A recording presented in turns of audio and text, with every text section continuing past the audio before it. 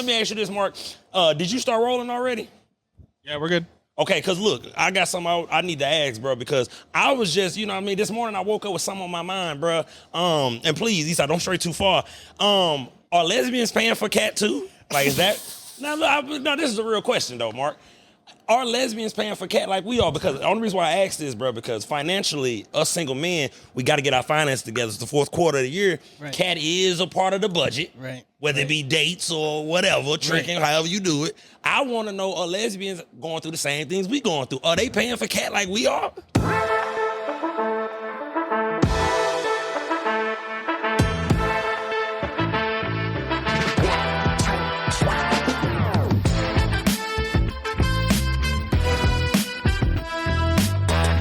Welcome back to the I-70 podcast. It is your boy, Jonathan Little, a.k.a. John. And make sure you like, subscribe, share, hit the notification bell, man. Get in with me. You understand what I'm saying? This is the I-70 podcast where, we have genuine conversation. We do some, we laugh, we love, we give each other flowers and all that good jazz, man. So make sure you tap in anytime, all the time. We always drop it. We stay consistent. Now, this gentleman to my right, you know what I'm saying? It's a blessing to have him in the building.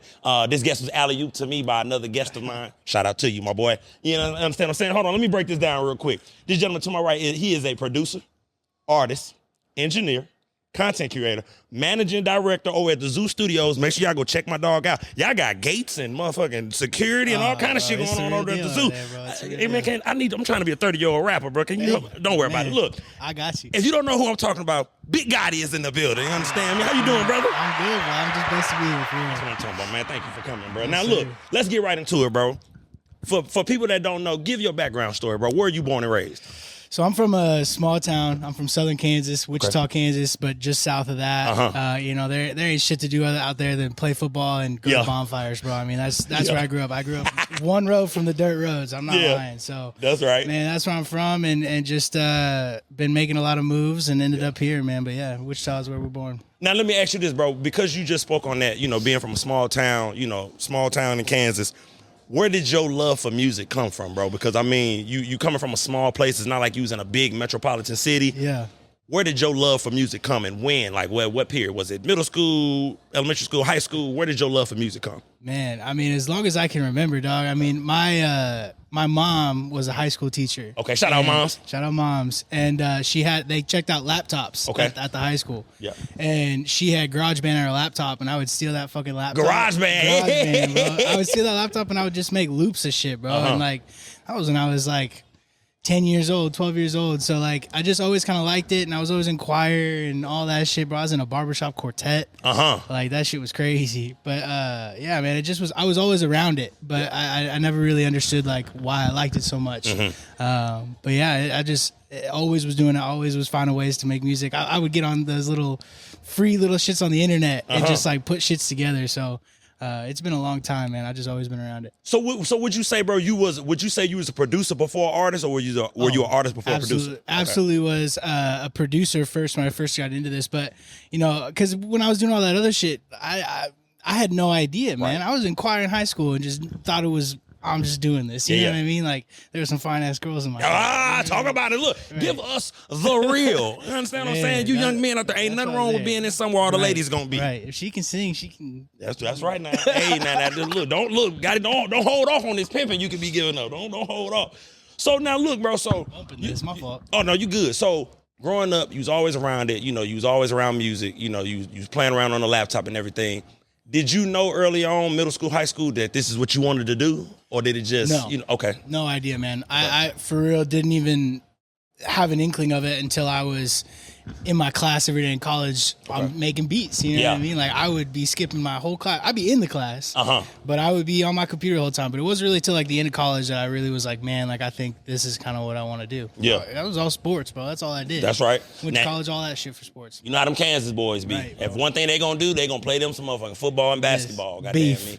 You understand what I'm saying? They gonna get down. You know what I mean? They ain't got shit else to be doing. You know what I mean? Bro, you heard my dog say I'm at the bonfire if I'm not at the football field. That's where I'm at, bro. Now, bro, tell me this, bro. Can you remember the first beat you made? Maybe it was in college, maybe it wasn't. Yes, I can. Okay, bro. Please talk about the first beat you ever made. So, let me ask you, are you familiar? Do you know the band Korn? Yes, I'm born in 94, so Okay, of course man, I know corn. 95, I got it. Real 90s baby shit. But, These two young pups in here, you know what I mean? for real? My bad, Eastside, bro, my bad. You know, we all 90s babies in here. I like to fuck with them, though, because they be calling me old, Gotti, bro. I don't like that shit.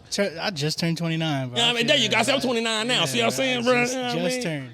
Just turned. Fuck bro. you. Just turned, Fuck bro. you. Just turned, bro. But first beat, go ahead, bro. No, it was so Korn. I just loved Korn, and they have a song called "Falling Away from Me." Okay. So I took the little guitar thing at the beginning, right after watching a million YouTube videos of how to sample and shit, and just looped that little guitar thing. Put some real simple drums behind it, and I just remember like walking through campus. I had like a jump drive, you know, like one of those like old jump drives. Hell yeah, right. And I would walk through campus, and I had that jump drive in my pocket. And I knew that beat was on, and I couldn't wait to get into the library so I could hook that jump drive and just listen, bro.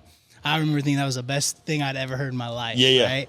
But there's no way to listen to it now, and it had to have been terrible. But yeah, I specifically remember it was a Korn sample, bro. That's what it was. And see, now you in college, bro. Can you talk to us about maybe just the influences, like whatever, like maybe it was a producer, maybe you already talked about Korn, but was it a producer, was it a song, like what was influencing you in college, like man, like, or even just give a shout out to a producer or anything that was making beats where it's like, man, this beat, it was just something about this beat that made me go, yeah, here I go. No, I've got a couple, man. The first and foremost, Clams Casino. I don't know if you've ever heard of Clams Casino, but he did like a lot of the original A$AP Rocky stuff. Hey, that was a wave, bro. The Purple Swag, all that shit, bro. Like LVL, all that stuff. So that was a huge one for me. I would be thinking that was the greatest music I'd ever heard. I could rap every word to peso. You know what I mean? So like that was a big one. And then also this one, Suicide Boys. They started kind of popping off around when I was in college, and then that whole kind of group of people. There's like Suicide Boys, Puya, Shake. Well, I can name all these people off.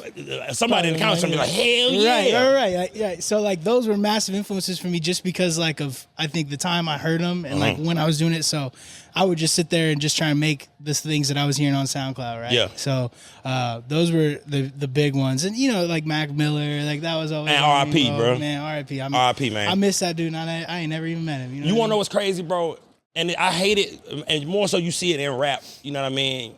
I hate that you you never know how important somebody is until they're gone. True. You know what I'm saying? Mac Miller, you know, when I was coming up, he was, and I'm gonna speak from, you know, the black kid in college. He was that white guy that was like, man, this motherfucker hard, bro. Like, who is dude? Like, because he coming up in the time where, and bro right behind me, we the same age currently, you know what I mean? So for 1 year. You know what I mean? There you go. So, you know, it was just a time, bro, because like this is when Wiz and, you know, Juicy J and all them it was our time when we was partying, we was having a good time. And Mac Miller kind of just stepped right into that wave, bro. And he could spit though. That was the thing. You couldn't deny Mac Miller. Do you remember those Wiz Khalifa day-to-days, bro? Bro, listen to see. Look, boy. Let me tell you. Crazy. I've seen every one of Wiz Khalifa day-to-day. I learned how to roll a joint from that. Bro, Bombay. I thought Bombay was the greatest liquor I'd ever seen. Man, that shit was trash. Bombay was trash, bro. Wiz J chugging that shit. Hey man, them day-to-days was everything, bro. Bro, the trash bag of the weed, man, bro, look, that shit was crazy. It was just, man. You want to know what? Maybe that was the beginning of real content creation, right? Because at that time, who else? I had never seen anyone else like document that type of stuff. Me neither. I don't know if you remember Logic. Yes. So like Logic had one that was kind of like that, but I mean those are still all East Coast cats. Yeah. You know what I mean? So I really think that like that Pittsburgh, Maryland area, bro, like they kind of really did some of that first stuff that I remember ever seeing. Bro, you know what I mean? I don't, like I said before, Day to Day was the first vlog where I'm like, bro, these motherfuckers is documenting they vibe. Like, it was crazy. You know, they got a smokehouse, they going on tour, and I'm gonna be honest, like, shout out to Wiz because Kush and Orange Juice turned me into a pothead, y'all. I'm not gonna lie. I'm keeping it real. Man. The first time I started hotboxing and all that shit and freestyling, you know, in the car. You freestyle? Hey, man, look, I can only freestyle Gotti when I'm high, bro, and I'm drunk, bro. After some of that? Okay. Look, I told you, bro. We might have to get some of that going on. You got a mic here, bro. Look, I'm going to get Gotti to, you know what I'm saying, turn me into a rapper, bro. I've always had a little bit in me, bro. I can spit a little bit. I got you, bro. Let me tell you something. That hawk, too, that's what you got. Cause look, God, I'm gonna be honest, bro. It's a lot of dudes out here that rap. I feel like I can do what y'all do, bro. Now, not to the ones who I can't do what you do. Respect to y'all who are the true artists. It's a lot of y'all out here I can do what y'all do, bro. I'm gonna get down with Gotti, bro. It really don't matter for real. Yeah, bro. It really don't. And then you wanna know what, Gotti? Before we move on, bro, this is what I want to ask you, bro. Like, you know, because, you know, speaking like just on the race tip, like, it always seems like the white producer is who the black artists go get. Yeah. You understand what I'm Yeah. saying? Do you ever think about that? Because I know it's like you just doing what you love to do, so it may not come across your mind, but you always see the white DJ or the white engineer in there with the black rapper. No, what is man, that? I'm cognizant of that, bro. I really just think it comes down to just who you are as a person, Okay, bro. And respect. like, and to be honest, I don't see it like that, but I know that it's there. For right? sure. And I respect that. And I'm just lucky and very, very lucky to be able to just work with any type of person that comes in contact with me. Yes, sir. And I think that that's a big part of it. It really is, man. I just want to work with you, bro. That's right. And you're not just a hip hop producer. No. You can produce different genres all as that well. stuff, bro. Like my own personal stuff's going more towards the EDM stuff, and Mm-hmm. that like going into that stuff has kind of really made music like fresh for me again, bro. Yeah. Because you know, a lot of times I sit down and I'm making beats for people, and we're going from jump on it, and it's just, you know, I've made a trap beat 3 million quadrillion times, right? And like it's cool and it's fun, and I'm not saying I don't enjoy it, but like, you know, diving into these other genres and expanding that type of stuff has made it fun again, bro. Like, if you do the same thing over and over again, you're just gonna get burnt out on it, and you just want to explore a little bit, for real. And is that advice you would give to somebody, you know, who will watch this, who's a fan of yours, bro, and they see this? Is that like the advice you could give to a young up and coming producer who want to do what you do? Is, hey man, make sure you can do everything, expand your horizon. Don't just pigeonhole yourself into trap beats. I mean, you're gonna block yourself in, and you know, I've always thought, you know, people think that they know what they want, right? Hell yeah. And then they get that thing that they want, or they start to do that thing they want, and then they realize, man, this fucking sucks. Yeah. You know what I mean? So like, just keeping that horizon of always trying to be better, or always trying to whatever. That's cliche as fuck. I'm not trying to sit up here and do that, but it's the truth, though, bro. It's the truth, man. It's the truth, bro. Like, you just gotta kind of always want to be doing that thing that you're slightly uncomfortable with. Yeah. You know what I mean? Like, just a little bit outside your box and not knowing if it's exactly right. Yeah. Because I mean, you're never gonna get anywhere if you're just always like, I know I can do this one thing, and I'm just gonna do that, right? Because and I'm gonna flip it to me, bro. Just with this podcasting, bro. Like for me, when I got into it, I knew I didn't want to. No disrespect to people out there, but like it's individuals who only interview, like maybe just rappers or just this, or they keep it on that. Me, I'm like, bro, I'm gonna sit down with people from all walks of life, right? Because that's me. I was explaining this to, you know, one of the. I just started a new job, man. I was explaining to one of the homies at the job. I'm like, bro, I always felt like I'm truly a chameleon, bro. I can sit with anybody from any walk of life, bro, and we could build and, you know, have a conversation. So that's why I love doing this. Dude, so same. That's why I think the studio has been able to get to where it is because I really truly think that anyone can come into the room and I can have a conversation with you and be a normal human being. There you go. Like, I think that for what anything, you know, you may lack in one area, being a normal person, like that's talent or whatever you lack there, being a normal person, being value to the room, that is going to put you in so many better positions than just, oh, I'm really, really great at doing this one thing. Yeah. So, man, I got to give you guys the shouts, man. I was telling you this earlier. This is a awesome setup you guys have. Appreciate it, bro. I really do like this. And then shit, just to finish that point, man, it's like, even if you go, like for all the aspiring, you know, producers and engineers, just go look at your favorite engineer, your favorite producers, or even go look at the most successful producers. Yeah. Bro, they got music with everybody, bro. Like, it's not just there, bro. Like, Clams Casino just did shit with Kid Leroy. You see know what I mean? Like, he went from ASAP Rocky to Kid Leroy, right? And I mean, I think he's one of the biggest people in the game right now. Sir. You know what I mean? So you're totally spot on with that, bro. See, now, look, let me ask you this, bro. You need some, hey, Esai. I'm straight, bro. No, I got you, bro. No, we take care of our guests around here. Got that cotton. Yes, sir. When you get a chance, bro, can you give us a cup of water, Birdie? Thank you, bro. That's my dog Esai, you know what I'm saying? He hold down the business side and the water getting, you know what I mean? That's my guy. He ain't, look, for all everybody out there who CEOs, don't be above nothing. You know what I mean? My dog, the big dog around here, he still go get the water. You feel what I'm saying? Hey, I ain't gonna lie though, his waters be trash as fuck though. Like, it's his ice consistency to water, like the ratio. Well, I didn't even have ice last night. But see, like, you gonna see when he bring the cup back, bro. Like, his shit be trash, bro. I don't like it. I got you. Looks like he's handing it out to someone else. So now look, bro, let me ask you this, bro. Now this where the interview get good. You know what I'm saying? I got my dog background info. You know what I'm saying? Got to know Gotti a little bit. Now we finna get into some real shit. Okay, now Gotti, let me ask you this. I'm ready, bro. What is it like, bro? Now, we don't need you to say no names. What is it like being in the studio with a trash ass rapper? Because I know you done been in there with one, bro. You feel what I'm saying? Fantastic. Thank you damn. so much, Okay. Hey, hold on. Look, my dog Esai bring it real. Look, there you go, Gotti. Yeah, that's what I'm talking about. My bad, bro. I'm sorry, bro. Look, check. Oh, shit. Oh, man. Check my dog out. Yeah. You know what I'm saying? It's this damn. My dog. See what I'm bro. saying? That's Look. next tier, bro. So look, now let me ask this again. What is it like being in the studio with a trash ass rapper, bro? Man, it's you just got to put on a face, bro. You just gotta put on a face, Yeah, bro. that's right. Dude, Keep it professional, huh? I'm gonna tell you a story, right? Okay, please. I'm not gonna Leave the names out. I'm not gonna name any names, Okay. but he is he's a young cat. ASI, you sick, bro. Thank you, Gabe. And bro came in, and like this is gonna sound made up, but he comes in, right? Goes, all right, bro. I don't want any auto tune. I don't want any effects. I just want just my voice, and I want it to sound exactly how I like. That's like a verbatim thing that he said. Yeah. Comes in, he goes, all right, now pull up this beat. He has me go on to YouTube and type in Old McDonald type beat. I swear.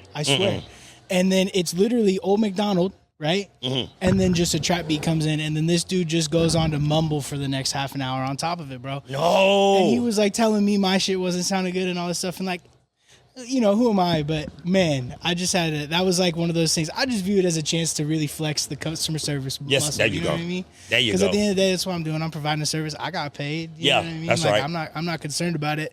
That's pretty much how I get through it. Is hey, I got paid before the session. I'm gonna do my best with what I got. You know what I mean, bro? I like that, bro. No different than and every time, you know, when bro say something, I'm gonna piggyback off of in regards to like even with a podcast, bro. I've had trash ass guests. But I keep it professional, bro. Right. It is my job to get through the interview. It's Gotti's job to get through the session. Right. And bro, you said something so dope. And I think more producers need to have this mentality. Bro, you here to serve the artist that's coming to you. But you know what I'm saying? You don't hear that a lot with producers. Bro, I mean, I view it as like it's their hero journey, right? Like I'm Dumbledore, they're Harry Potter. Hey, right? now. You know what I'm saying? Man, like, RP to Dumbledore. Expelliarmus, whatever. Yes, sir.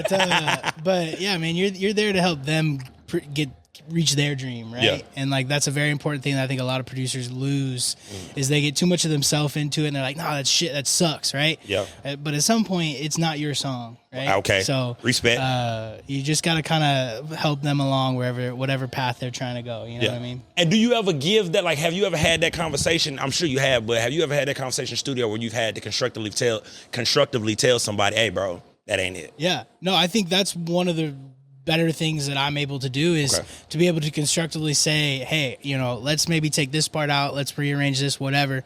Because like at a certain point, people start to trust you for your taste, right? Like people don't really come to you because you have better gear, because you're more talented, whatever, right? They come because they like your control. They love the way that you approach things. And so your taste is what they're there for. Like you being in the room is what they're there for. So yeah, man, I think I'm not there to make something that sucks. So I don't have any problem to say, hey, let's do that again. Yeah. You know what I mean? Like, let's just hit that again. And people respect that, right? Yeah. You know, obviously I don't just say that was ass, right? Right.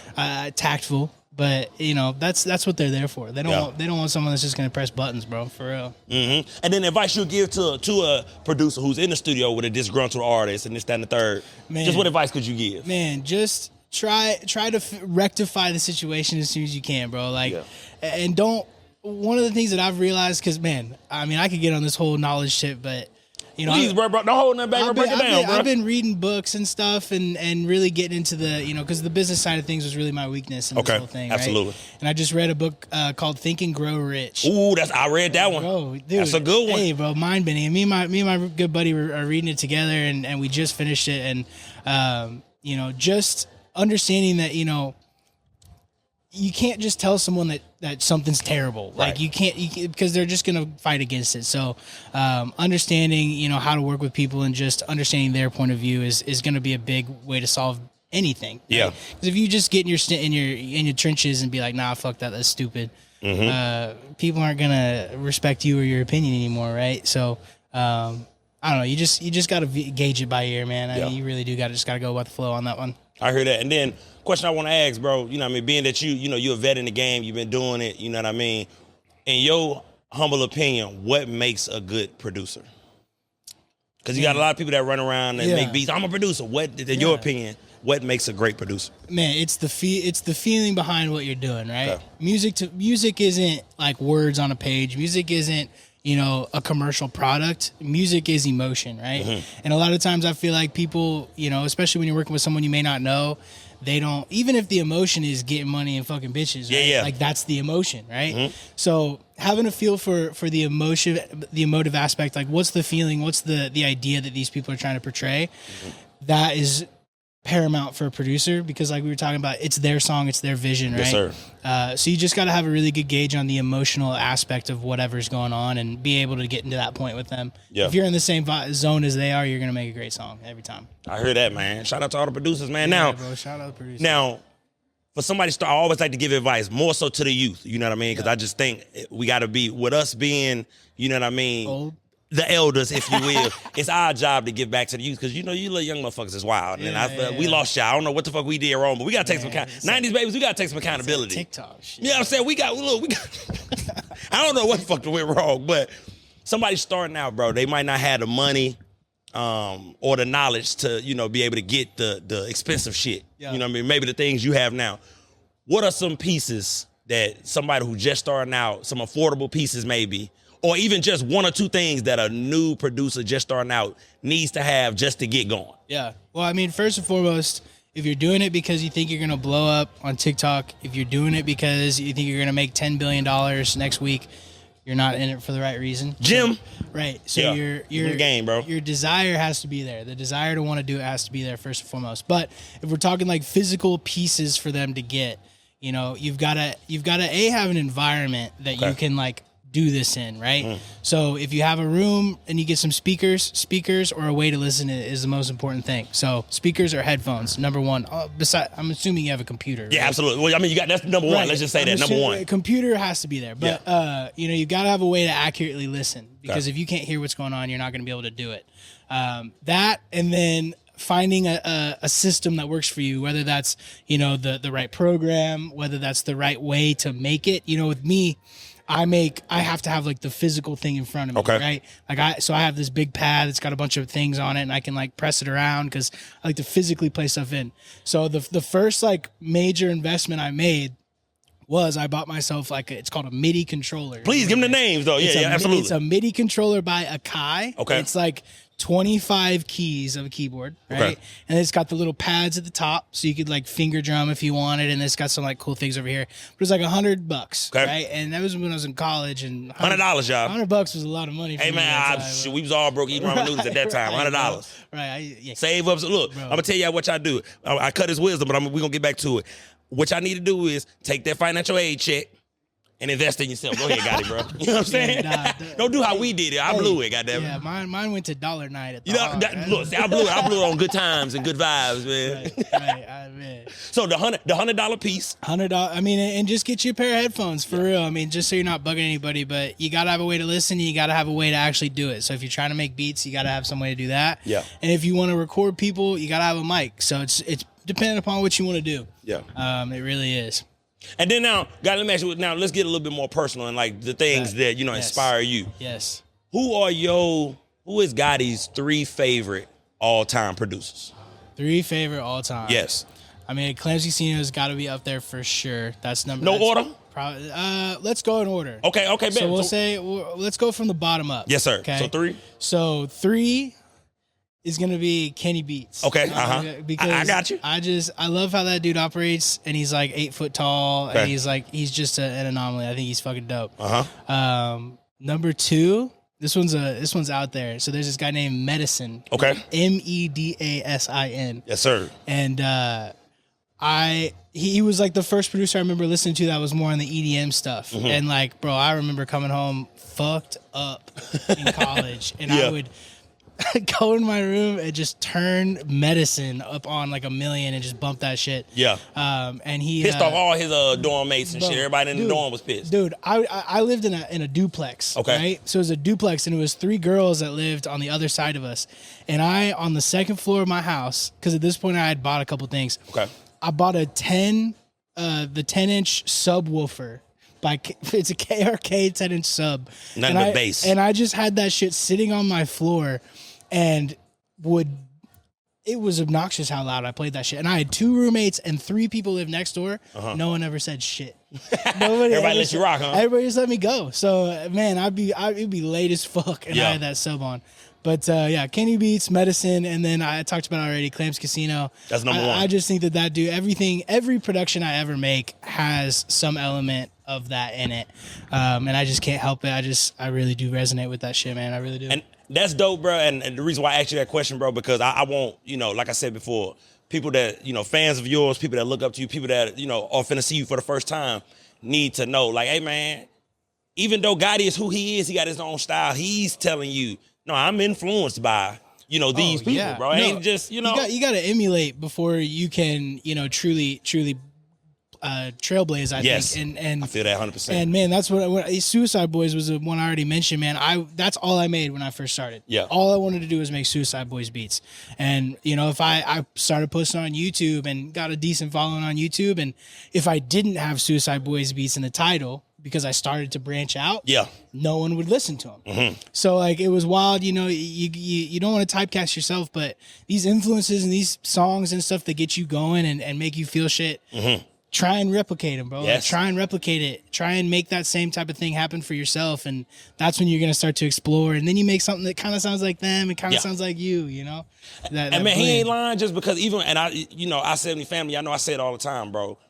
I emulate and take things from my favorite podcast hosts. Yeah. My intros, bro. Excuse me, how I give off my intros. That's Uncle Shay Shay all the way. Uncle Shay. I seen, his podcast, and I was like, damn that, because I love the way he give his guests their flowers. Even with you, bro. When I was throwing out the accolades and everything, I love seeing my guests glow as I'm throwing out the accolades because, bro, ain't nothing like when somebody notice what you do and recognize what you do. So I got that from Uncle Shay Shay.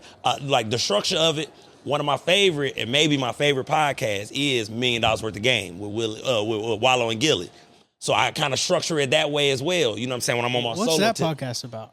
I mean, it's just really, honestly, bro, it's just Wallow and Gilly. Gilly is, a former rapper. He branched off into just being, a podcaster. Now he got weed and everything else. Okay. But him and his cousin, excuse me, they came together, made a podcast. It is really just those. It's really an informative podcast that speaks to individuals that come from the environments that I come from, but on a major scale because Wallow did 20 years in prison. Yeah. So he gives the other side, because, bro, you have people out here, bro, who give the wrong side of the struggle, where they glorify the bullshit. Wallow came home from prison and was like, no, I've been there and done that. I'm going to tell you what's really going on. Yeah, and he has a unique perspective, right? And you can't get that any other way. And I love Wallow 267 for this, bro.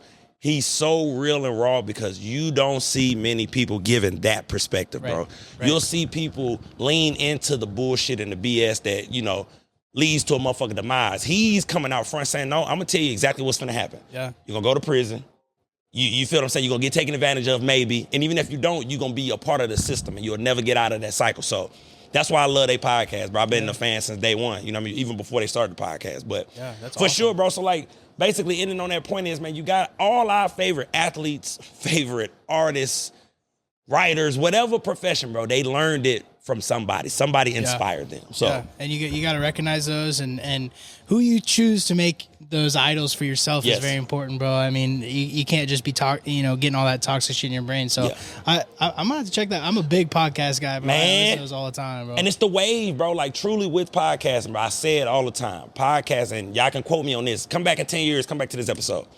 I keep saying, bro, podcasting is the new form of communication. It is. We 90s, baby, so we was the last ones to watch real TV. Radio. Come on, man. The radio. You understand? We remember the radio. We remember LimeWire. We remember all these different Frostwire crashed my computer, bro. My dad was so pissed. Oh, yeah.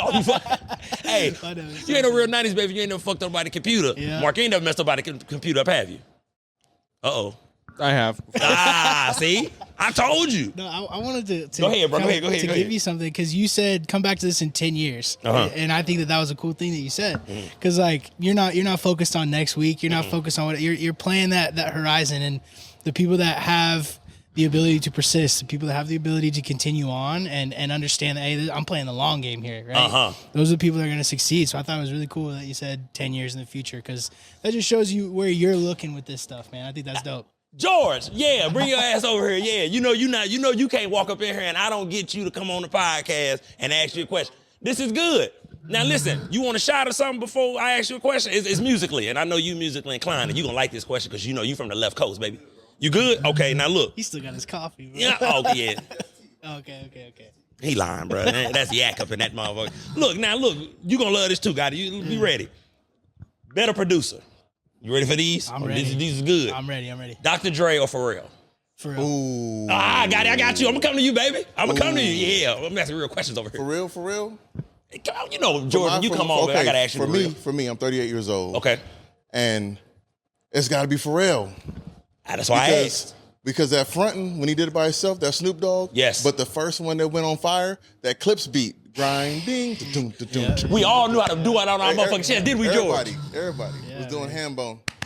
Yeah. Yes, sir. Now, hold on. Don't you leave. Yeah, I got you in here. Gotti, who you got? Dr. Dre, for real. Pharrell. Can you give me your reason? Well, I mean, he was just, for me, he was the first, like, producer that was, like, really glorified that I remember seeing, okay, absolutely. Right? You know, like, I know that other people were before him, but, man, I remember him coming out with Clothes, you know, Lupe Fiasco, yes, like, all those bro. people, like, that was who he was kind of coming up with, and that was, like, such a growth time for me, too. Yeah. So, man, I guess it's probably just because I saw him more, you know, and his music fire as fuck. Okay, now I ain't done. Hold on, George. I got more. Kanye, Swiss Beats. Kanye without no a hesitation. doubt, Kanye. bro. I look, that's why I got it in there, baby. Because look, I was with my kids this morning in the car. Okay. I wonder if you know, that's a Labe Cifre beat sample. Yes, sir. That was French from like the 70s. Yes, sir. Eminem was the only other dude that ever sampled this dude. And nobody knows it. I'm like, hey. And you taught me something. Look where these dudes come up from. Yeah. Labe Cifre got some hit. He can't sing he can't keep a note for anything. Yeah. But the concept of it, Yeah. that's where Kanye got most of the concepts too, because he doesn't keep a note. Yeah. He sings the way he sings it, and you feel it. So it's like, yo, this dude owns something. Yeah, you know that's his guy right there. We in the boxing gym. That's all his ass play. That's all we listen to when we boxing, bro. It's fucking I was Kanye. bumping Late Registration 03. Yes, sir. In high school when it first came out. Told everybody get this CD. I burned it 15 times. They don't know about burning no CDs, George. Yeah. I had the 6 CD changer in my car, bro. 6 CD changer. They don't know nothing about this, And bro.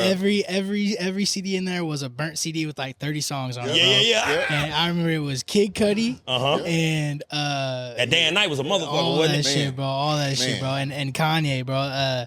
Blood on the Leaves, that whole Yeezus album, bro. That was crazy for me, bro. I'll never forget listening to that shit for the first time. I remember hating it at first. And then you listen through it, you're like, bro, like this. And then I come back now and I'm like, dude, this is just ahead of its time. It really is, bro. So Man, Kanye thank you, all the George. way. Hey, but Pharrell and go ahead. Kanye were the first two to really put people on clothing. Yes, bro. That's I mean, what they Kanye truly was visionaries. Yeah. First nigga with a Benz in a Yeah. backpack. Hey, Facts. Kanye had Young Dro geeked up for real. Yeah. I'm telling you, like, honestly, we didn't know what we was looking at. No, we when didn't. they first came out. We didn't. We really didn't know. Like when Pharrell went the nerd route, we really didn't know what we was looking at. Man. George probably had insight because he older than us. You know what I mean? Man. But I didn't know what I was looking at. I didn't understand what was coming. Sway really didn't have the answers, man. Sway ain't had a motherfucking answer. Did he got it right?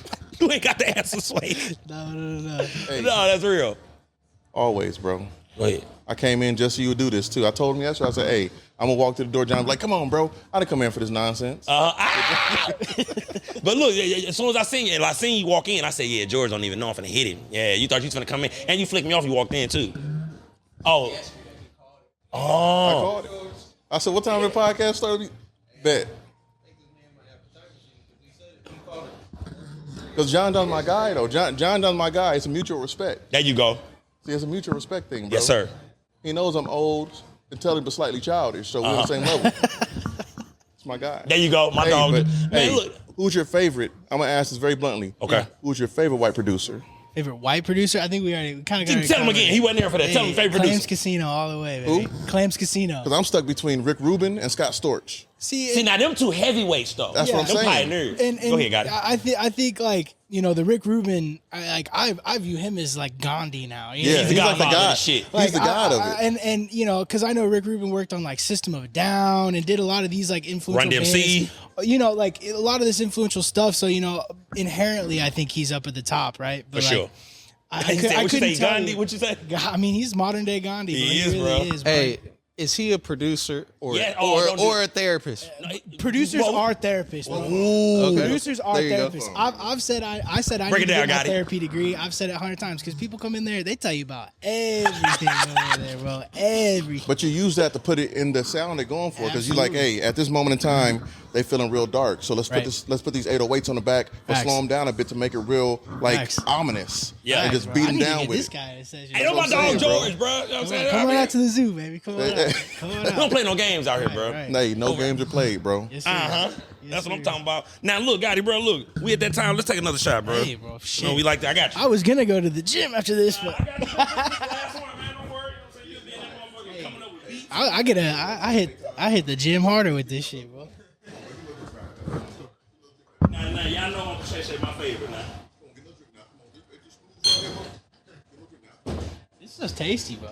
We still don't know the name I of it. have no idea. Nah. I ain't there. We gotta come up with a name. It's good, smooth. It's only 82. Only. Shit. David, that's the one, Blair. That's the one. I don't know what batch y'all put in this. That's that I-70 potion right there. I don't. You can really taste the oak. Boy. Whoa. Yeah.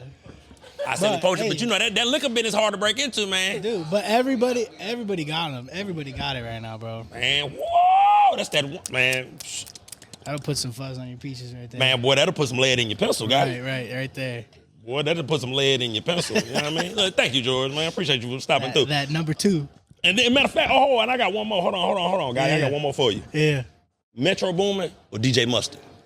Oh, Metro Boomin. Shout out to St. Louis, baby. Metro Boomin. Come on. You Yes, know sir. that I had one. to You know ask, that man. one. You know that one. Metro is responsible for some of my favorite records ever, bro. Thank you, bro. Now, I'm gonna tell you something that you didn't know, Gotti. Motherfucker went to school with me. Get the fuck out of here. That's my What brother. high school? Parkway North High School. Wow. St. Louis. That's crazy. That's my brother. I've been knowing Metro since he was in 6th grade. So that I have a question. Okay, so go ahead. when he was in high school, Mm-hmm. did anyone know that he was gonna like reach the point that he's at now? I'm gonna break it down because I got insight, y'all. I ain't one of these motherfuckers who guessing. I was right there. Like I Yeah, said, yeah. I've been to his house. He done spent the night at my house. That's all of that. crazy, Here we go. bro. That's crazy. Shouts to High Metro. school, he was making beats in middle school. Yeah. But you know, when you starting out like you just doing it. And then everybody around like, that motherfucker made beats, and the beats wasn't nothing, this, Yeah. that, and the third. But you know, he turned it up in high school. But bro, high school came. I'm gonna say his junior year. You knew he was out of here. Yeah. His whole aura changed, bro. Because Yeah. at this time, and only he can correct me if I'm wrong, you know, because like I said, I seen it firsthand. I seen him, bro, you know, when the whole 1017 came, when he Yeah. started working with WAP and all of them. Yep. He came to high school, bro. I will never forget the day, bro. I ain't gonna give y'all his legal name because y'all can Google it, Yeah, whatever. You can find it. He came to school, bro, with some black leather pants on. And I was like, this motherfucker gotta be getting money. He got some black. Yeah. Come on, bro. I graduated high school in 2013, bro. Wasn't nobody wearing no leather pants, bro. Nah, He had nah. the Ferragamo belt with the black leather pants. I said, oh, that motherfucker leaving out of He's here. outta here. And then he went off to college and he made karate chop. Yep. And that's when we was all like, oh, shit, it's over. That's crazy, bro. Yes, sir, I bro. remember because I mean we're kind of the same age. Yes, like sir. I remember all that, bro, and I remember seeing all that kind of stuff just popping off with him and just being like, damn. Like, I mean, his tag is Kodak and Future, right? Like when that's happening, I mean, come on, you know something's up. Bro, but like I say, man, like honestly, being that I was around it, no, I didn't think he would become who he is now. Arguably one of the best producers we have in this generation. No, We was there's talking very about- few people above him right now. You feel me? And we was talking about the legends as far as Kanye, Pharrell, Dr. Dre. In our generation, he's one of them ones. Yeah. Like, matter of fact, let's try to do it, guy, and you'll have some more insight. Yeah. As far as right now, who would you, in just this generation, you got Mm-hmm. Metro, just give me two more, just in this generation. Because, I mean, you got... Man, it's tough, bro. It's Yeah, tough. so you know, many, huh? There's TM88. I Yeah. know that he's up there. He's got like Uzi and all that stuff. Yeah.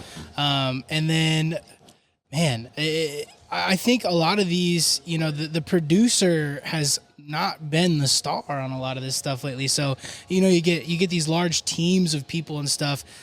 This one's kind of an under the radar one that you may not know, but there Please, is, give me some insight. His name's Chris Toomey. Okay. And Chris Toomey did a lot of, you know, Chris Brown, a lot of that type of stuff. Yeah. And so he's pretty large. And Young Thug. Free Thug, There's man. Baines. Like, Yes. there's some guys like that.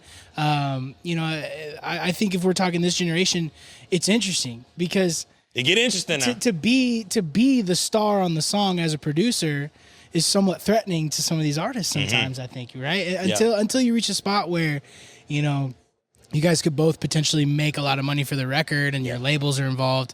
I think it's interesting being the solely a producer now and only doing that side. Oh, there's also one more. He did a lot of Gunna stuff. Was it Southside? Southside's one of them, but no. Him and Metro's kind of they're kind of the same thing. 808 Mafia. Nah, he's the dude with the dreads. Shit, hey, got it. You know better than me. Shit, I wish I could help you. Goddamn. Wheezy. There you go. That'd be I got you. That'd be another one. I'm telling you, man. Like, and I like it, bro, that y'all getting y'all flowers because if we really do the history, y'all know history, my favorite subject, y'all. Yeah. When you do the history of hip hop, it started out. Yeah. It started out with the producer first. It did. Or the DJ first. Yep. And the rapper was just there to help out with the producer. You know what I mean? And then the rapper became in the forefront. But now you starting to see, you know what I'm saying? I love to see y'all, you know, these producers with their own tags. And when the song drop, you know all this shit for them. Okay, for instance, we talking, you know, we were just talking about Metro. Let's stay on some St. Louis shit, even with Sexy Red. Sexy Red beats be phenomenal, bro. Right. Phenomenal. Right. Like, when you got men singing your songs, and plus the shit Sexy Red be saying, we can't really say what she be saying, but the beats, same with Gorilla. Right. All these female rappers. Right. Come on, man. I mean, they've got that voice too. You know what I'm saying? Like, who cares what they're saying? Yeah. Bro? Like, I'm lit because I'm listening to it, right? And y'all know John. Y'all been watching the show. They're my two baby mamas right there. You know what I'm saying? Potential baby mama, Sexy Red, Glorilla. Like, if have you seen her, Glorilla, try to pronounce things that I love it. in like I love it. All that Memphis, you know, from St. Louis, we got our own slang too. They shit is like super country. Goddamn it. I love hearing Memphis women say like milk. They be like milk, milk. We ain't got no milk. Like, we ain't got no milk. Like the shit. You know what I mean? So Kansas ain't really got an accent, dude. No, thank you. I'm glad you said that. We're like plain, we're like white bread. I like no. Gotti said it best. I'm from southern Kansas, so some of us start to get a little twang. I say like y'all, I say like y'all Yeah. and shit like that. But man, I think my accent non-existent. But you want to know what now? Being that I haven't lived in St. Louis since I was 18. Like once I left high school, I never came back. My accent has started to go away. Now, certain words you're gonna always hear that hard R in it. Yeah. Like for instance, like when I'm always doing, I always do the boxing event. You know, the Under the Bridge boxing event. They always do. They have me announcing. Bro, when I gotta announce Latin names and Spanish names and Latino names, all them damn R's, it fucks me up. And he knows this, and he never fucking comes to help me, y'all. Eastside, yes. You did. No. He look. Not only, let me tell you what my dog did for me, Gotti. Look, you gonna appreciate this. My dog printed out me a paper, sounding out each name. Oh, bro. he had a finesse. Wow, what a guy. He gave me that.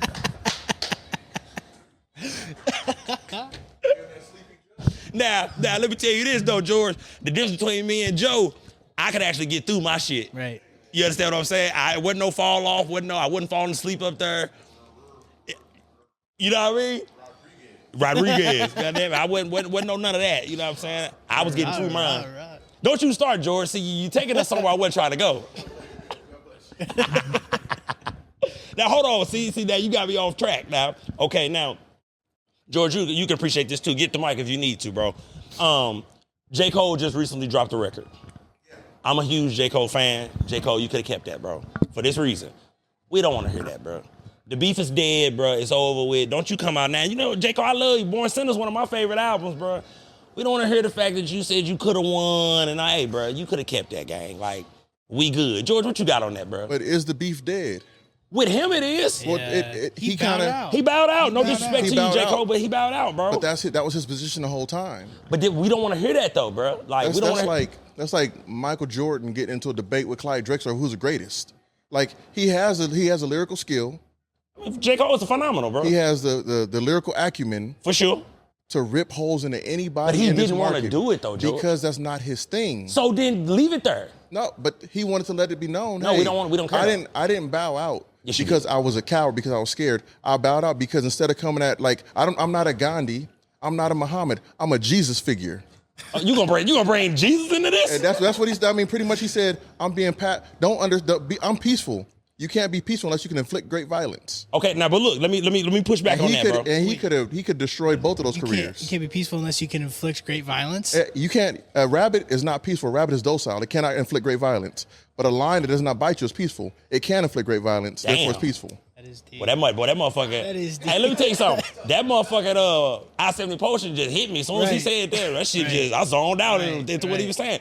But what I'm saying is this, though, George, bro. If we all, because at the end of the day, we all do what we do. Gotti's a producer, okay? If Gotti goes into a competition or gets involved in a situation where two producers are like, I make better beats than you, right? Mm-hmm. Gotti know he know his own talent. But if he don't get in the competition with the other two that's competing, we don't want to hear from Gotti. Because you could have Gotti in the competition and showed, no, I'm Gotti and I do what I do too. You chose the safe route and the peaceful route. Now be there and let the two motherfuckers that sparring for our entertainment spar and stay over there. But they're not sparring. And what's J. Cole known for? He's the best. He's the best. What of this generation? Lyricist. I don't know. Hold on. He one of. I'm not gonna give him the best guy. I'm sorry, bro. Storyteller, right? One of the best storytellers of this generation. One of the best. So why not tell a current story that you can go back and check receipts on that just happened? Okay, but wait a minute. It didn't just happen though. It did just happen. No, it did, bro. Bro, that's the most recent one that's happened. When did Not Like Us drop? It's like the only one that's why I'm like, this generation of hip hop has been really friendly. I feel you. No, I feel you. Hold on, unless you're a Chicago rapper. Unless Then you might unless die. you're on the O block. But listen, that's the shit I'm talking about, bro. With I-70, bro. Look, you know what, George? I got this, bro. Let me cut in real quick. See, the I-70 potion kicking in. Let me say this about you podcasters out there, bro. For the individuals who love to promote that type of shit and bring that type of shit on and give credence to that type of shit, I'm saying as a podcaster, that shit is whack. That shit is corny, bro. There's nothing wrong with reporting on shit, but if you made your platform off of the death of these young men in Chicago and other places, nonsense. You wrong, bro. Yeah, you feel what I'm saying? Because you don't have to do that. I know it's gonna get clicks because young people, we was there. Yeah. We are impressioned by that. We remember the beef, YouTube videos. You remember beef came out and all the rappers going to DVDs and all that. We remember that, bro. Yeah. Street beefs. You feel me? We get it. But now that we getting older, bro, we see the detriment that it's doing. Yeah. You allowing individuals to come on your platform and talk about beef that's going on in cities that we know nothing about. You got kids. I will never forget, bro. I started a job when I first came up here to KC. It was a young white dude. He was telling me every beef that was going on in Chicago, bro. That's crazy. Everything. Like, he was telling me who was beefing with who and for what. That shit is whack, bro. And if you got to build your platform on that, that's why I'm slow track, Gotti. Yeah. Because I ain't doing that, gang. Bro. I ain't getting all the rappers in KC on and talk about who beefing with who. Oh, the CEO grabbed the motherfucker Mike. What you got on there, Eastside, bro? Nah, so I want to know, so what do you think about someone like 50 who sees that as opportunity? Okay, I'll do it this way. You starting to see 50 has grown up. Yeah. Because the early 50, the young 50, he came in the game like that. Who to rob? If you kids need some research, go look up 50 Cent, who to rob. How to rob. Thank you, George. He dissed everybody in the rap game. So I get it coming in the game. 50 was 19, 20 years old, and he was really living that. And he was in a different location. 50 Cent got shot 9 times, bro. He was fucking superstar to me. Right. Many Men was everything, bro. Yeah. I wanted to get shot when I was a young nigga. That music video is crazy, man. I wanted to get shot as a young nigga, bro. Hey, that Wangster? I thought you was the man, homie. Thank you, bro. Go ahead, Eastside, bro. What you got, bro? He's doing it to this day, though. No. Like, he just started a beef with Tracks NYC. Here's why I love 50, bro. And I'm going to be honest with you. I am super competitive. 50 is super competitive. So for me, and sometimes I'm not fuck all that humble shit. If you in the same arena, I like to say, as me, I want to compete with you. Mm-hmm. And just compete in the space that we competing in. Right. Because, I'm a former athlete. We all former athletes, bro. I like to compete. We all have had teammates. Growing up, we played sports. Somebody's the best on the team. Right. Mm-hmm. And for me, I want to be the best on the team. I want to be the best in the lane. So if you in the same space with me, I want to compete with you without disrespecting you. 50 is petty. But ask this, though. When you go ask individuals about 50, he's never did nobody wrong music, you know what I mean, as far as contractually. He's there for the people. If you in the space with him, he's saying, we brought up Kanye. We all remember when him and Kanye went to war about who was going to sell the most records. Yep. You little young pups, I probably don't remember that. You know what I mean? 106 in Park, I remember when they battled who was going to sell, and Kanye won. That didn't take nothing away from 50. No. But it's 50 saying, I want to compete with you. He has TV shows now. I want to compete with you. Yeah, Is your yeah. TV show better than mine? So to my point is he's just taking advantage of the opportunity. You know what I mean? Yeah. And listen, I ain't never been against motherfuckers sparring and, competing now. I ain't never been against that. Don't be in the same space with me. Like I said, I'm super competitive, but in a way of, if you in the same space with me, what's happening? What we doing? Yeah. Right. Because somebody's going to go to the top of this shit. Why not be in this motherfucker looking at it like that? I'm not doing this shit for fun. Right. Gotti not doing producing for motherfucking play. Nope. He ain't spending all his... Eastside, bro, you got the mic, bro. As much work as you put in the NSPN, you telling me you don't be looking around at these other platforms and networks and go, oh man, I'm just doing this shit for fun. You looking at them motherfuckers like, what we doing? Right. And that's just who I am, bro. So I love 50 for that, bro, because he is showing, hey, bro, we can be competitive. Hey, man, who is that motherfucker, man, with all that damn food? Look out the window, bro. Gotti, look. Damn, she rolled by with the cheeks out. Damn. Oh, them leg. Oh, I'm gonna go. Stay on track. I'm gonna go next. What I don't know. I'm gonna go next door to give me a motherfucking plate. But no, on the real though, bro. Like at times I try to keep it together in regards to trying to be the friendly guy and all that. But I never want people to believe that I'm not competing with people, bro. It is what it is. Every podcast in KC Gotti, I know about it. Right. I watch it. Every studio in Kansas City, bro, man, and hey, I literally put it on my little tag today. I see everything, bro. Like, I'm still in that. Gotti know I'm still in it, so it ain't. All, bro. And I think, imitation is the sincerest form of flattery. Yep. Yeah. So when you like start that. to see some people, taking this from you, taking that from you, and like ideas aren't just ours, but man, For sure. when you start to see that and you're setting trends because you're in the game, you're doing this shit correctly, man. Yes. What do you got? What do you got to lose, bro? And now I'm glad you brought that up, bro. The Zoo Studio. Yeah, bro. Yeah. You understand what I'm saying? How did that come about? You understand Man, what I'm saying? Like, what is that? It came about because I booked and did things at other studios in the city, and it just didn't work. Okay. Like, they're not set up for the people that are in the studio Yes. every day, Yes. running the business for the studio to win. And like, some of these studios, they take, half of everything you make or do during a session. Yes. Just because you were in that room. Yes. Making a good impression for your client at this studio. And some of these studios would box you in and not allow you to set the rate you want to set. And it didn't sit with me. Yeah. So it came from understanding those common things that a producer's going to run into and getting rid of them, bro. Our goal is to set up a space that producers, engineers, we don't even target artists. Yes. We're a recording studio that doesn't target artists. And because we just believe we have the best producers, the happiest producers, the best engineers, the happiest engineers, the people actually successfly running a business. Yes. You're going to attract the best artists, the best clients, because we have the best engineers. So, man, we genuinely wanted to set something up that was going to allow people to successfully run their business, and that's how it all came about, man. It really did. And then one thing I want you to touch on, and like when I was doing my research on you, bro, and you was explaining the zoo, the culture of it. Y'all big on security. Yeah. Y'all got a gate, parking lot. Just break that down, bro. Man, please. I mean, I'll be honest with you. Our studio, it's out on the east side, and I don't feel uncomfortable there, but a new person may feel somewhat uncomfortable heading out there, but bro, you come in there, it's a barbed wire gated fence. You got a big ass parking lot.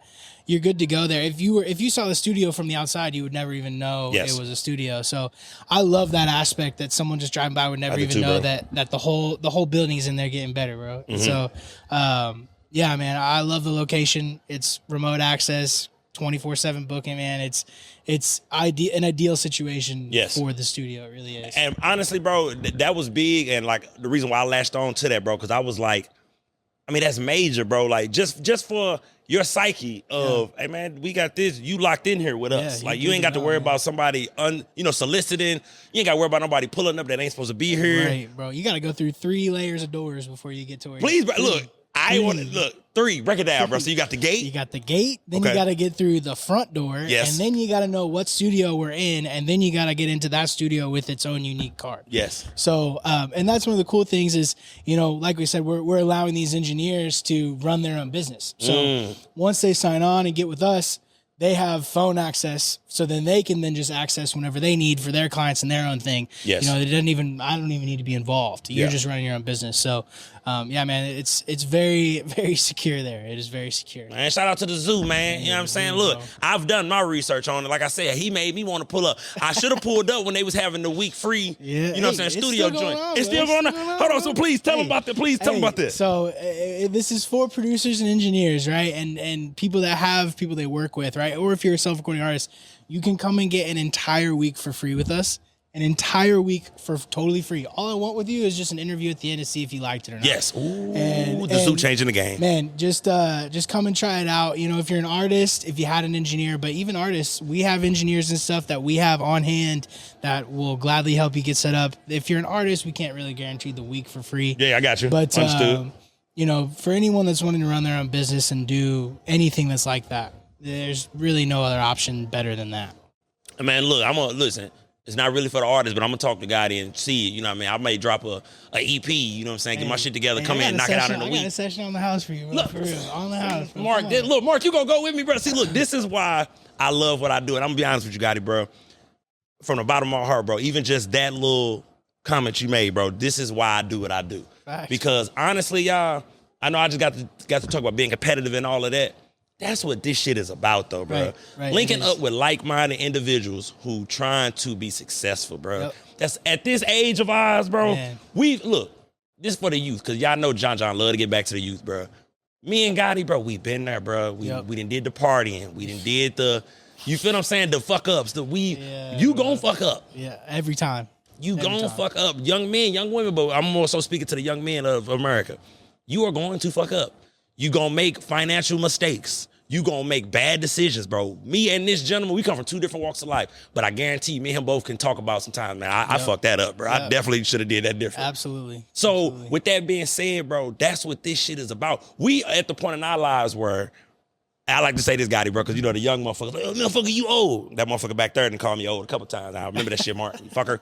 I always tell the young dudes this, or younger dudes, bro. I feel like I'm in sensei status where I figured out my mistakes. I know me now, Gotti. There we go.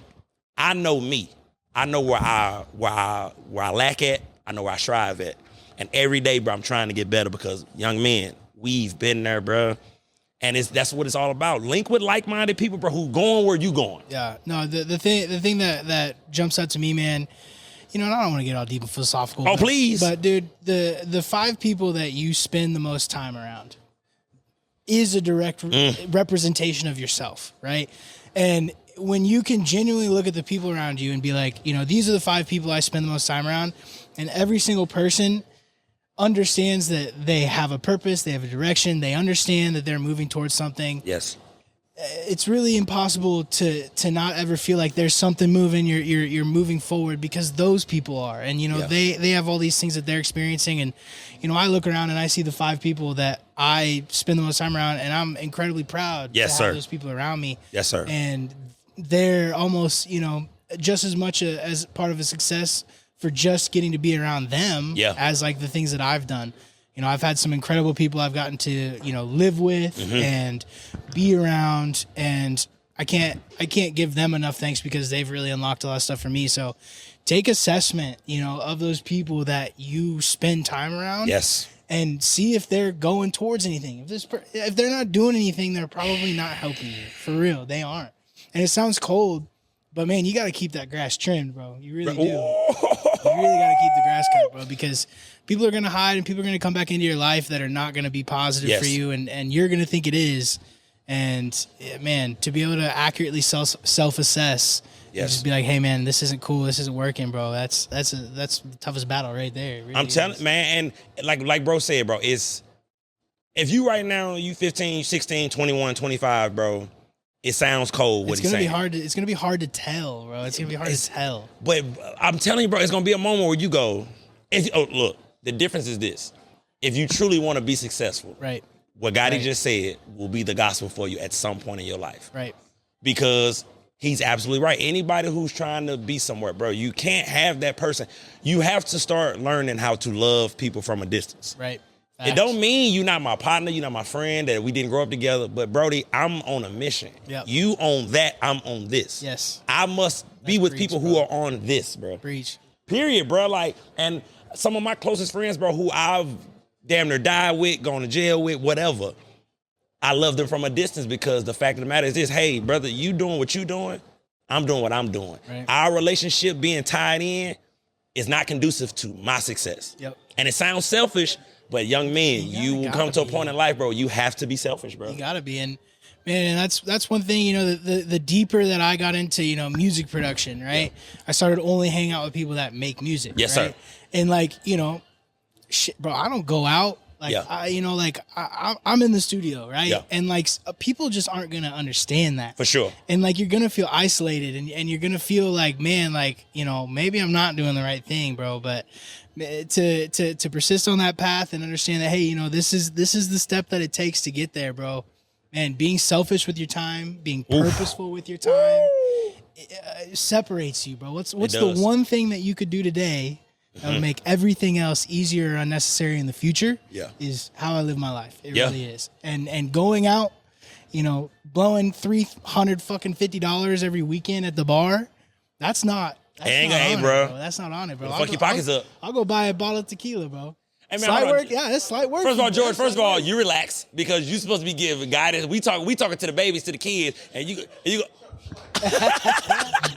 All right. But see, no, George at that point in life, bro, where he getting money, you know what I'm saying? We trying to get where George at. George getting money. He gonna do that. $350, I want that to be slight, bro. Yeah, come on. There you go. Right now, see, look, now pay attention, young man. We giving real shit here. 300. We want to get to the point where 300 slight. Right now, we just pay rent, bitch. Right. Ain't no, hey, bro, that 300 hurt. That 300 hit my account right now. Whoa. Yeah.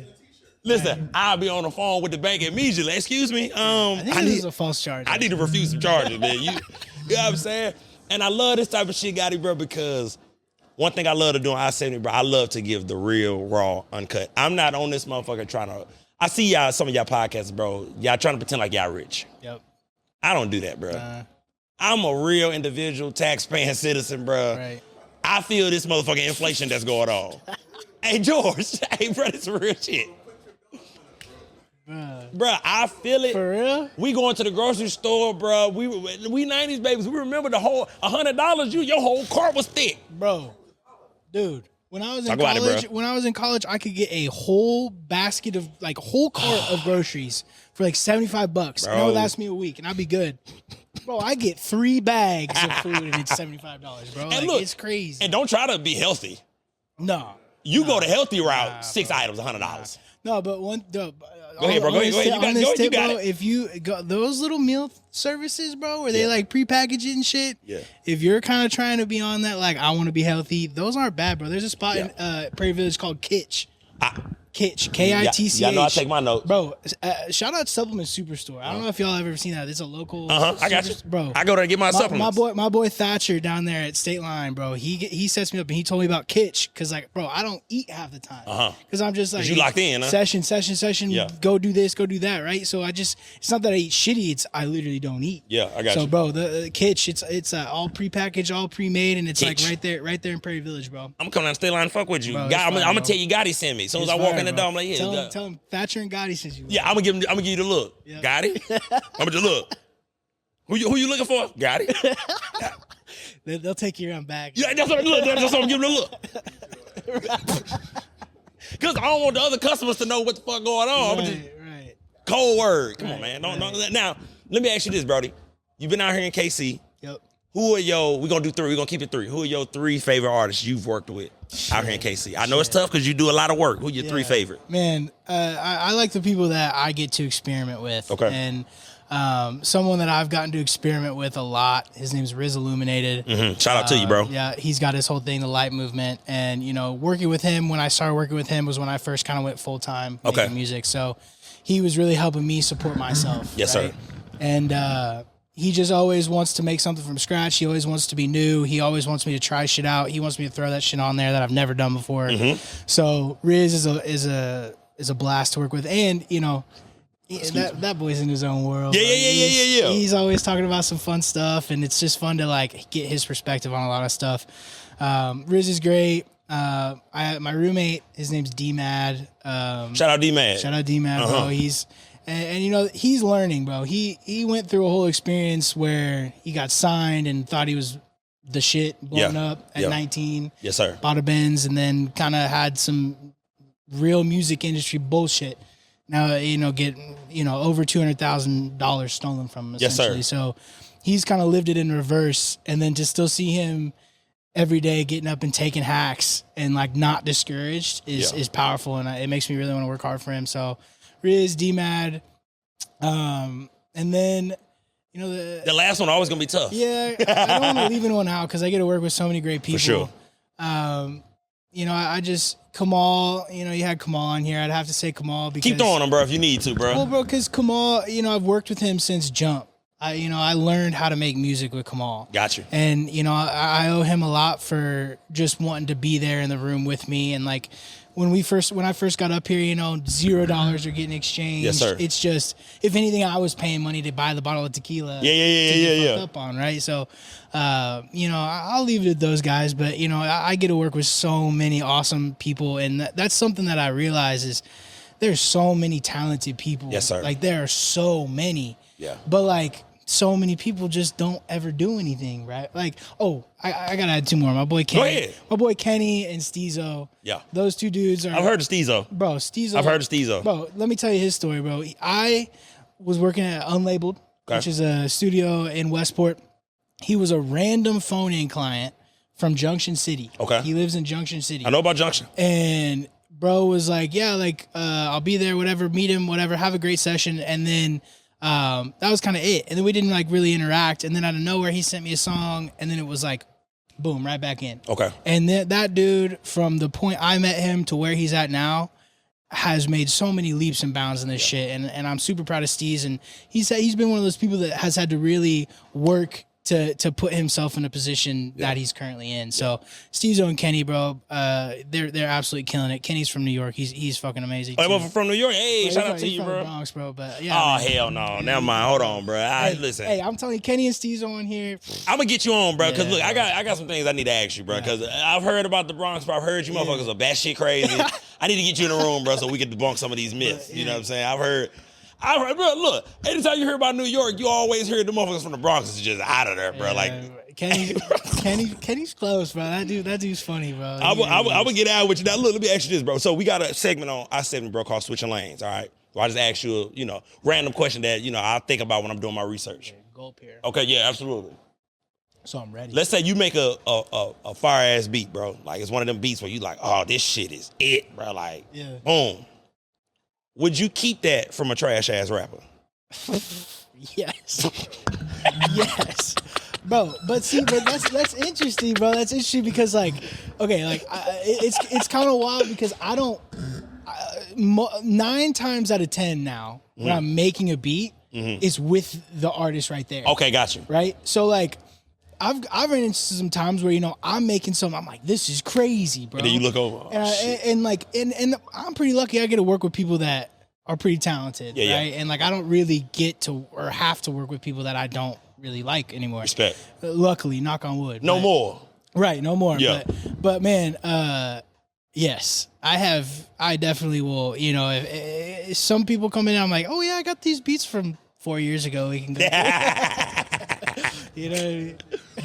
Hey, bro, I had to ask, bro, because when I'm doing my research, one thing I like to do, bro, whoever I'm talking to, I kind of like to put myself in their shoes. Yeah. And I'm thinking about you, bro. I'm going through my shit, and I'm just like, bro, what if God made a raw ass beat and the dude was trash? It's like, bro, I'm definitely not gonna waste this raw ass beat on you, bro. Dude, I know I wouldn't. Nah, and man, and sometimes even everyone likes it, and we're making it up and whatever, or cooking it up, and then they hop in and they can't do their part on it, right? And then they end up feeling bad. So, man, I'm just pretty lucky that I don't really have to work with people that I'm not confident that they're gonna at least be able to put something down, right? That's real. So, and then now, question I want to ask, bro.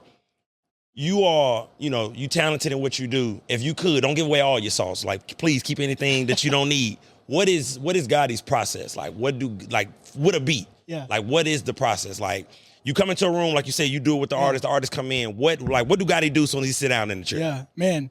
Well, first off, we're doing the same thing we do here. We're probably rolling up. We're probably getting a little bit of something in the system. It brings out the creative side, if you will. Right, just a little bit. Yeah. But no, man, I always I'm like, so what kind of mood you in? Okay. You know what I mean, like, what are we feeling today, right? And then, they'll give me whatever, and we just jump from there. I'll normally start out with a little sample, right? Okay. I'll go find a little something because I like to just get the vibes moving, right? If I'm sitting there trying to, sound design, people are gonna get bored, right? Yeah. I kind of have a rule. If I see them flip out their phone, and I can either tell that they're not writing in their notes, or I hear like Instagram or some shit pop up, I know I'm either taking too long or something's not exciting. Gotcha. So if I hear that Instagram flipping, this goes for my artists because if I hear that Instagram pop off, just know I'm either flipping some shit or trying to wrap up as quick as possible to get it done, right? Yes, sir. So yeah, it's just the process, bro. I try to keep it moving. I really do. I think when you're cooking up with people in a session, you've got to be able to get that energy up. Yeah. You got to be able to get people excited about it quickly and in an efficient time. I think music is just almost a fight against the clock type half the time, man. So absolutely, that's kind of the process, yeah. And then now, content creation. You feel me? Like we in a day and age where before producers didn't have to, make content or show the process, but you do it very well. Man, if y'all don't bro, I was on Instagram. I think the coldest shit you did, bro, that I seen. I don't know if you was still in college or you just went to a college campus and you set up the table. Yeah.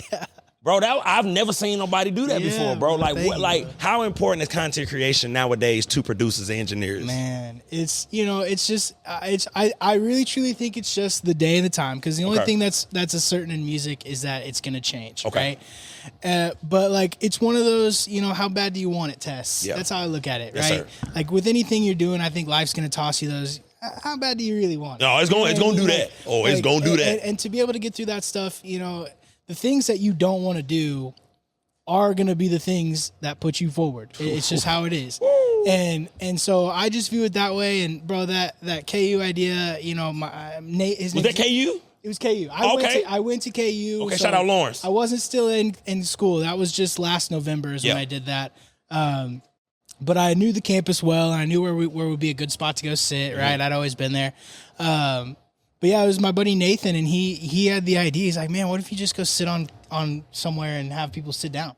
So it was just crazy, bro, because so many people thought I was doing a podcast. Like, they'd come up and be like, oh, it's just a podcast. I was like, no, I got beats, bro. Yeah, I got beats. Just sit your ass down. Dude, the people that sat down, we had like 10 or 15 people sit down, bro. Let me tell you my favorite. The black dude with the hoodie who started singing. Bro. I seen your reaction. I had the same. I said, damn. I was like, what? Dude, I was like, what? Shout out to you. I don't know your name, bro, but I don't know his name either, bro. Shout out to you. And the white dude who sat down and spit for you a little bit. I'm like, just the confidence, bro, to sit down. To do that. It, for me, was incredible, bro. Yeah, because, bro, been saying the whole time, it's so many talented people, bro, who just won't make a move, bro. Do it. And you want to do it. Trust me, man. It's so many. Like when I was talking to Gotti about me spitting on, I know I want to do a little something. I ain't trying to be no motherfucking, J. Cole or nothing. Yeah. But like I said before, it's a lot of you motherfucking rappers. I can do what y'all do. Right. I'm just keeping it gangster. You know what I'm saying? With a Gotti beat, hey man, anything is possible, baby. You know what I'm saying? Yeah, I mean, look. Get beat up by Gotti, baby. Come on, man. Don't fuck with John. And please, and don't let me go get a Gotti beat and I take off. I'm gonna be you motherfuckers' worst nightmare. Yeah. No, first of all, see, you missed out on it. Hold on. See, you jumping the gun though, George. He told me he got a free session for me, so I don't need his best stuff because I don't need him to waste it on me. You feel what I'm saying? Nah, we'll get a fresh cook. That's what we'll get. Okay, see, you a hater, George. See, that's the problem. You a friend of the family. Why would you? I'll be on my Timberland shit for you. There you go, bro. And look, just for that comment, George, she gonna be a diss record about your ass. Yeah, that's how we gonna do that. That's fine. Look, we can go. Look, we cut from the same cloth. We can go there. Come do it. Come start that beef. And I know you from LA. Y'all got some of the best diss tracks. I got you, bro. Oh, is that what we doing? Well, we're ghostwriting over here. Man, look, I ghostwrite, man. I ghostwrite. Maybe look, George. See, that's why you my dog.